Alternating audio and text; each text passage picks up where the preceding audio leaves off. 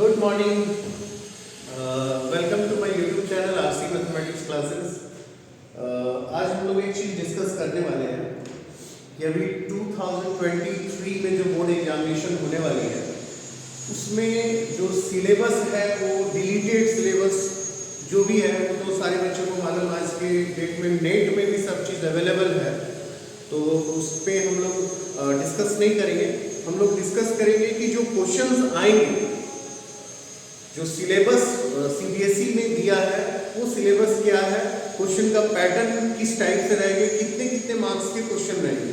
तो पहले तो आज मैं एक सिलेबस डिस्कस करूंगा, उसके बाद मैं फिर नेक्स्ट जो आगे वीडियो और आने वाली है उस वीडियो में मैं बताऊंगा कि किस किस चैप्टर से कितने कितने मार्क्स के क्वेश्चन पूछे जाने की संभावना है according as the CBSE curriculum. Okay, तो अब हम लोग इसको डिस्कस करते हैं कि अभी जो एक कुछ सैम्पल पेपर्स वगैरह भी मार्केट में आए हुए हैं, तो उसी के बेस पे मैं आप लोगों को ये बताना चाहूँगा कि ये जो सिलेबस है वो किस टाइप से और कितने सेक्शंस में कितने क्वेश्चंस रहेंगे, ये सारा चीज़ मैं बताऊँगा। तो सबसे पहले सिलेबस, जो सिलेबस है ये है बोर्ड 2023 बोर्ड्स के लिए ये सिलेबस है। क्वेश्चंस किस टाइप से पूछे जाएंगे वो हम लोग देखेंगे। क्वेश्चंस जो है किस टाइप से पूछे जाएंगे, जैसे सबसे पहले हम लोग देखेंगे इसमें जो सीबीएसई जो बनाया है उसमें सेक्शन ए,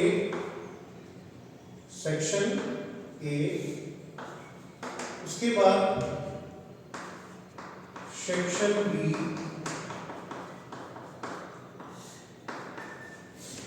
उसके बाद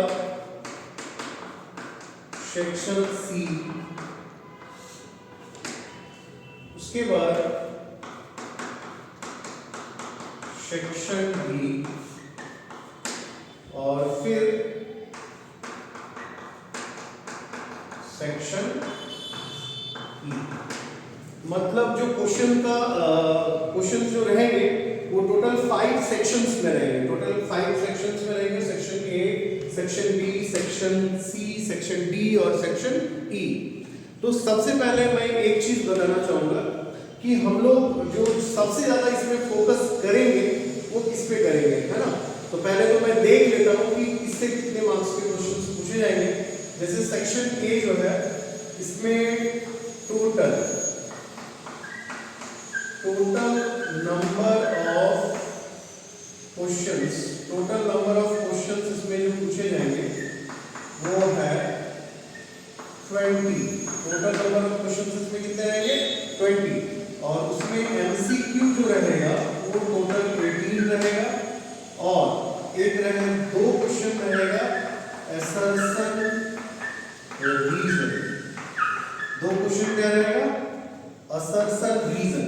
ओके, मतलब टोटल एमसीक्यू बेस्ड ही क्वेश्चन इसको माना जाए, बट जो 2 क्वेश्चन जो रहेगा वो असर्शन रीजन का मतलब क्या हुआ कि उसमें एक मतलब एक पैसेज टाइप का दिया हुआ रहेगा और हम लोगों को मतलब ये केस बेस्ड स्टडीज नहीं है, मतलब एक रहेगा असर्शन और दूसरा रहेगा रीजन। उसके बाद ऑप्शंस दिया हुआ रहेगा कि ये जो है मतलब रियल में जो रीजन दिया गया है वो सही है कि गलत है, ये चीज हम लोगों को इसमें देखना होता है। ठीक है, तो ये हो गया total number of question. Section A में टोटल 20 क्वेश्चंस रहेगा, उसमें 18 क्वेश्चन जो है वो एमसीक्यू रहेगा, और एमसीक्यू 18 मतलब जितना भी टॉपिक देख लो, जितने भी टॉपिक्स क्लास 12th में है तो जितने भी टॉपिक है सबसे 1-1 मार्क्स का यदि क्वेश्चन पूछा जाए तो ये 18 टॉपिक से अलग अलग, एक टॉपिक से 2 क्वेश्चंस नहीं रहेगा, है ना, तो सब अलग अलग टॉपिक से पूछा जाएगा। सेक्शन बी में जो है इसमें जो क्वेश्चन रहेगा सेक्शन बी, इसमें 5 वेरी शॉर्ट आंसर टाइप। ठीक है, इसमें आएगा शॉर्ट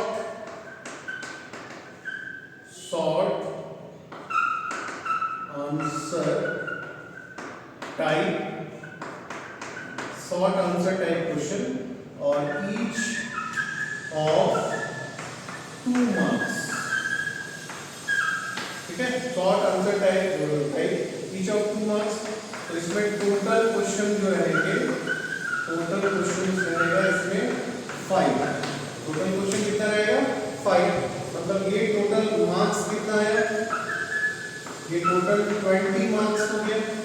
ये कितना हो गया, इसमें यदि हम लोग मार्क्स देखेंगे तो ये हो जाएगा 2 into 5 मतलब 10, टोटल 10 मार्क्स का क्वेश्चन इसमें रहेगा, 2 ऑफ ईच मार्क्स, मतलब वेरी शॉर्ट आंसर टाइप का क्वेश्चन इसमें पूछा जाएगा और इसको बनाना है ना। ये तो ये भी बनाना है लेकिन ये एमसीक्यू रहेगा और उसका ऑप्शन दिया हुआ रहेगा, हम लोगों को उसमें टिक करना है, ठीक है। सेक्शन सी जो है, सेक्शन सी जो है ये 6 शॉर्ट आंसर टाइप रहेगा, ईच ऑफ 3 मार्क्स। ये भी शॉर्ट आंसर टाइप का, शॉर्ट आंसर टाइप क्वेश्चन पूछा जाएगा, each of 3 marks, each of 3 marks. और इसमें टोटल क्वेश्चन जो रहेगा वो रहेगा 6। टोटल कितना रहेगा 6 क्वेश्चन, मतलब इसमें मार्क्स कितना हो गया, तो इसमें मार्क्स हो गया 6 गुना 3, मतलब टोटल 18 मार्क्स का क्वेश्चन इसमें पूछा जाएगा, टोटल 18 मार्क्स। अब हम लोग सेक्शन डी में आते हैं, है ना, सेक्शन डी में, ठीक है। तो सेक्शन डी जो है वो काफी इंपॉर्टेंट होगा क्योंकि इसमें 5 मार्क्स का क्वेश्चन पूछा जाएगा, है ना।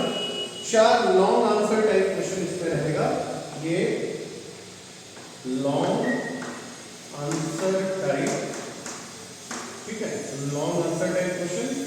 ये टोटल 5 मार्क्स का क्वेश्चन पूछा जाएगा और इसमें टोटल जो क्वेश्चन रहेगा वो 4 रहेगा, मतलब इसमें मार्क्स जो आएगा वो कितना आएगा, तो 5 into 4 मतलब 20, ठीक है। मतलब ये सबसे इंपॉर्टेंट है। तो सबसे पहले हम बच्चे लोगों को एक ही चीज बोलेंगे कि ये जो सेक्शन है इसको हम लोग पहले तो ये सेक्शन को पूरा कर लेना है, क्योंकि कभी कभी क्या होता है ना कि समय के अभाव में हम लोग जो बहुत ही इजी पोर्शन है सोचते हैं कि बाद में करेंगे, फिर बाद में नहीं हो पाता और टाइम फिर अप हो जाने के बाद फिर दिक्कत हो जाएगा। तो इसमें ये सेक्शंस को हम लोग पहले पूरा कर लेंगे, ठीक है। उसके बाद कोशिश ये करेंगे कि यदि लॉन्ग आंसर टाइप में क्वेश्चन 5 मार्क्स का क्वेश्चन जो पूछा जाएगा, यदि एक बार देखने के बाद लगता है कि प्रॉब्लम हमसे बनने वाली है तो इस प्रॉब्लम को पहले हम लोग टच करेंगे और उसके बाद इसको बना लेंगे और बनाने के बाद उसके बाद फिर बाकी सेक्शंस को हम लोग टच करेंगे, क्योंकि ये सबसे इंपॉर्टेंट सेक्शन है। और इससे भी ज्यादा इंपॉर्टेंट ये सेक्शन है जो सेक्शन ई है, और सेक्शन ई में जो होगा वो 3 केस बेस्ड स्टडीज रहेगा, case based questions, case based questions रहेगा। और ये जो रहेगा ये 4 मार्क्स का रहेगा, 4 मार्क्स का। और इसमें जो टोटल क्वेश्चन रहेगा वो रहेगा 3, मतलब इसमें टोटल मार्क्स जो होगा वो कितना हो जाएगा, तो 4 into 3 that is 12, मतलब ये 12 मार्क्स का क्वेश्चन, 4 मार्क्स ईच, ठीक है। तो अब हम लोग थोड़ा सा इस पे डिस्कस करते हैं कि ये जो पैटर्न बनाया गया है इस पैटर्न के पीछे बहुत सारा रीजन है। सबसे पहले कि ऑब्जेक्टिव क्वेश्चंस को भी वेटेज दिया गया है, क्योंकि ऑब्जेक्टिव क्वेश्चंस जो है मैक्सिमम जो भी कॉम्पिटिटिव एग्जामिनेशन होता है उसमें ऑब्जेक्टिव क्वेश्चंस आता है, तो बोर्ड में ऑब्जेक्टिव क्वेश्चंस को वेटेज दिया गया है, पहला। दूसरा चीज क्या है, इसमें असर्शन रीजन, असर्शन रीजन हम लोग नॉर्मली बोर्ड के क्वेश्चंस में कभी नहीं देखते हैं, हम लोग कॉम्पिटिशन्स के प्रॉब्लम में हमेशा असर्शन रीजंस का क्वेश्चंस देखते हैं, और ये असर्शन रीजन भी काफी इंपॉर्टेंट है, तो इसको भी इसमें डाल दिया गया है सेक्शन ए में। सेक्शन बी में क्या है, 2 मार्क्स ईच। तो सेक्शन बी जो है इसमें है कि मतलब शॉर्ट आंसर टाइप का क्वेश्चंस दिया हुआ रहेगा, ज्यादा नहीं 2 से 3 लाइन में इसका सॉल्यूशन होगा, उस टाइप के क्वेश्चंस रहेंगे। इसलिए भी शॉर्ट आंसर, ये लॉन्ग आंसर, इसमें बड़ा बड़ा आंसर आएगा।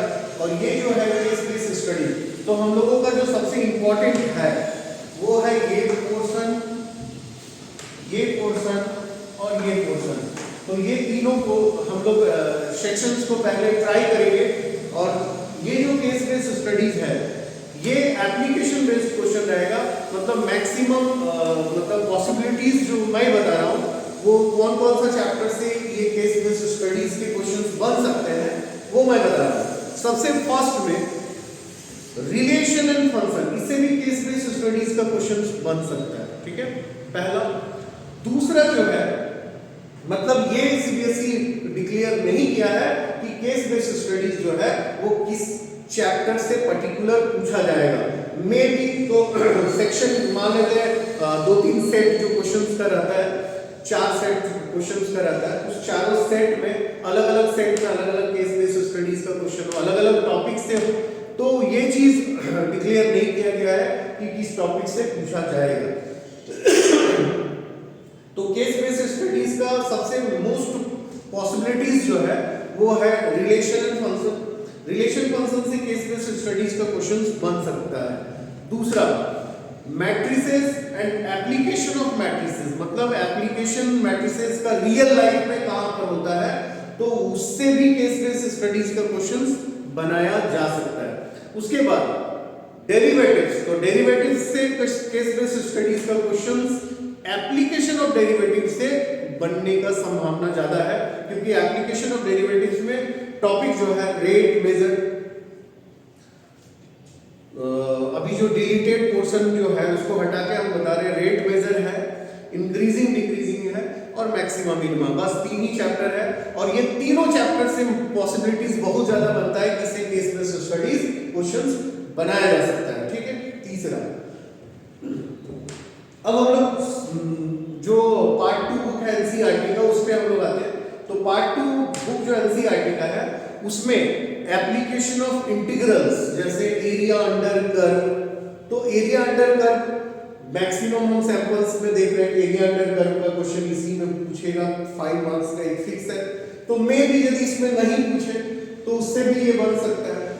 फिर चांसेस, उसके बाद वेक्टर्स है, 3D है, प्रोबेबिलिटी है, तो सबसे ज्यादा चांसेस रहेगा कि प्रोबेबिलिटी से क्वेश्चंस केस बेस्ड स्टडीज का बनने का संभावना सबसे ज्यादा है। और उससे भी ज्यादा एक और है जिसको कहते हैं एलपीपी, लीनियर प्रोग्रामिंग प्रॉब्लम, तो उससे भी केस बेस्ड स्टडीज बनने का संभावना बहुत ज्यादा है। तो इस तरह से हम लोग आज ये पूरा सिलेबस हम लोग डिस्कस कर लिए। अब हम लोग नेक्स्ट वीडियो में देखेंगे कि कौन सा चैप्टर से क्वेश्चंस आएंगे और कितने मार्क्स के आएंगे, ये हम लोग नेक्स्ट वीडियो में देखेंगे। Okay, thank you.